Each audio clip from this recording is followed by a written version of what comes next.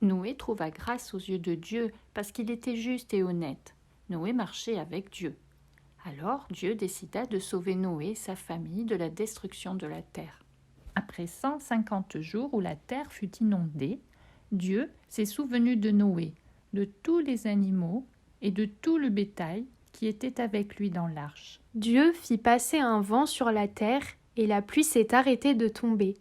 Le niveau de l'eau a mis longtemps à baisser. Au bout de 40 jours, Noé envoya un corbeau hors de l'arche pour voir s'il pouvait se poser sur la terre et trouver à manger. Mais le corbeau revenait tout de suite vers l'arche.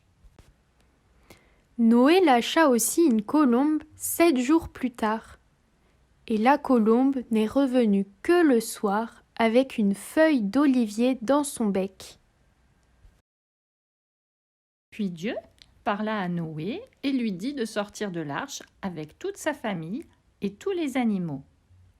Arrivé sur la terre sèche, Noé a construit un autel à Dieu pour l'adorer et le remercier de l'avoir sauvé du déluge, lui et sa famille, ainsi que tous les animaux. Cette attitude a plu à Dieu.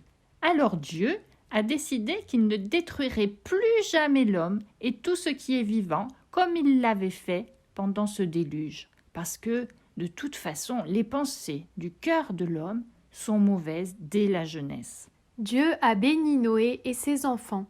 Il leur a montré tout ce qui existe sur la terre pour se nourrir, les animaux, les végétaux.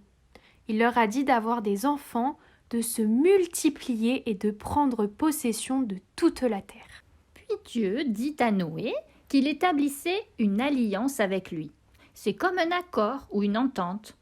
Cette alliance existera aussi avec tous ses descendants et avec tous les êtres vivants de la terre, les oiseaux, le bétail, les animaux, pour toujours.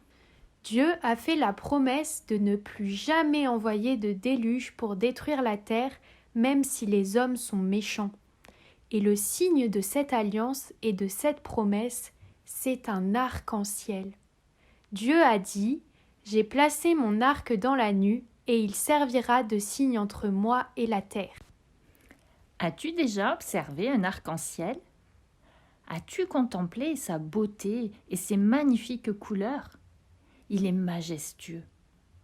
As-tu remarqué qu'il apparaît dans le ciel un moment et qu'il peut aussi très vite disparaître de ta vue ?